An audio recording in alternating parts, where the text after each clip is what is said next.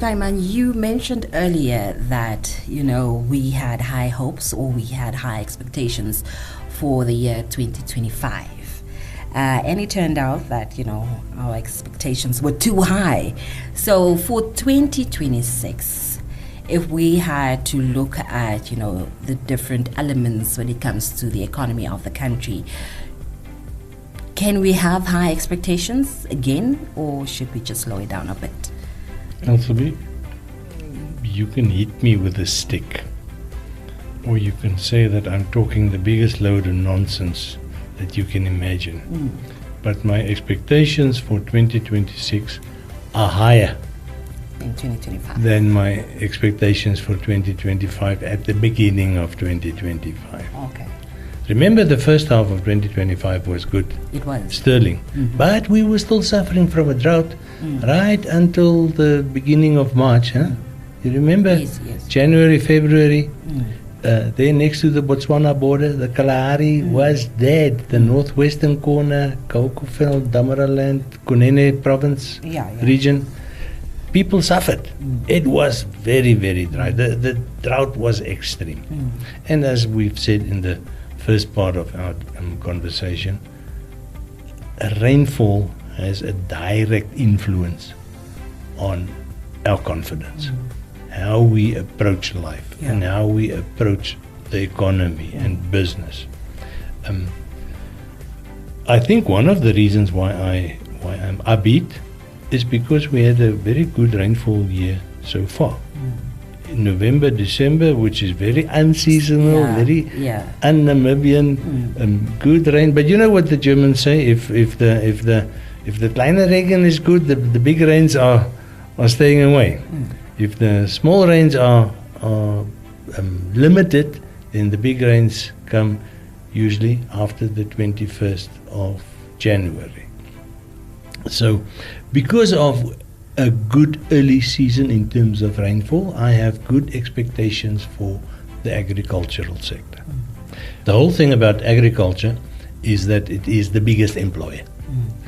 Now, if you look at the commercial farms, you're talking about between 180,000 and 200,000 people earning an income from commercial farming operations. If you look at communal farming, you're looking at another 400 to 600,000 people that depend on the agricultural activities. And it doesn't matter whether it's a small outfit or it's slightly bigger. Where they rank is not important. What is important is that if there's a good agricultural season, which depends 99% on the rainfall, then there is food security. And you know what food insecurity does to a household. So this is very important. You basically come into the year with a population that is very motivated, which was not the case last year. The expectations we had were mostly on paper, theoretical, abstract. What we learned from the statistics, the expectations that I have now is existential. How we live from day to day. And you can knock me for saying so, but it's an economic principle. If you don't have a participating population that is motivated, your economy lags. You see it in the economy. So if I look at the expectations for the year, I'm positive. The rainfall had a lot to do with it. I think we are going to see the first fruits of the big oil and gas hype this year, but not offshore. The companies that are busy with the exploration work, they carry on there. They're 180 kilometers out to sea. I mean, there's no way that you can see what they do.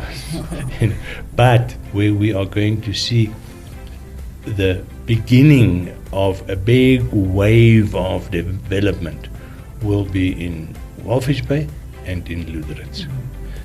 Oranjemund not so much. I was to Oranjemund last year, it is so stuck between the river and De Beers and the desert. It's very limited, and I don't have good hopes for Oranjemund, except that the aerial services, that the services that you provide to the drilling rigs through a helicopter or an aeroplane, they will be operating from Oranjemund. So the aviation part of Oranjemund will explode. It's already beginning to explode. It's one of the reasons why you can't get a stupid little 2-bedroom house in Oranjemund. You can't. Because the services sector has moved in there, and these people service the drilling rigs and the ships in that. Both the drilling rigs as well as the ships that serve the drilling rigs is serviced by air from Oranjemund. But the capacity there is limited, or the space is limited. The obvious solution is to do it from Alexander Bay, which is just across the river, a much bigger place. It's not hampered by all the restrictions that you have in Oranjemund. But anything that every liter of fuel sold in Alexander Bay does not go into the Namibian economy. So that is not an option. It's not an option. The companies will do it, but it will not have any benefit bearing Namibia's economy. on our economies. So that's why I expect a bit of an explosion in Lüderitz and a steady growth in Walfish Bay and with land-based services. So we need to start. You can imagine if oil and gas over the next 10 years is going to double the Namibian economy. That doesn't happen if the infrastructure to support that growth, those operations, if it's not there. Yes. And it certainly isn't there now. So it has to be built. It has to be established. And that's why I have such big hopes for Walfish Bay and Lüderitz, for the South in general. Whether that will make a difference to the economy overall, again, those things don't happen just in a year. You remember in 2022 when everybody thought, we are all millionaires before the end of the year, I said, slow down, slow down, slow down. It doesn't work like that. But I think this year we will start seeing the first incremental land-based investments to support oil and gas. And that one, just hold it there, because we need to still talk about the cost of fuel. And while you are thinking what you will say, Mr. Stammen, let's quickly go for another short break.